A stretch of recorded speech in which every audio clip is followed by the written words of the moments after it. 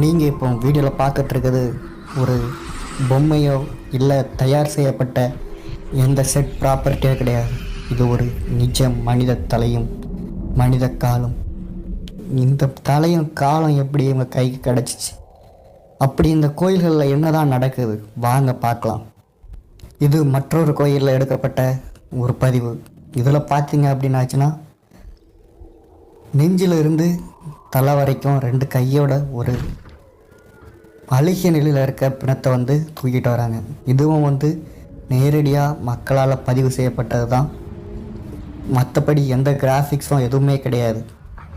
இது எல்லாம் எப்போ நடக்கும் அப்படின்னு நீங்கள் பார்த்தீங்கன்னாச்சுன்னா இரவு 12 மணிக்கு மேலே மாடசாமி கோயில்களில் நடக்கக்கூடிய ஊட்டு பூஜை, மையான ஊட்டு பூஜை அப்படின்னு சொல்கிற வேட்டைக்கு செல்லும் நிகழ்வோட தான் இப்படிப்பட்ட பதிவுகள் நிறைய நடக்குது. உங்களுக்கு 800 பதிவு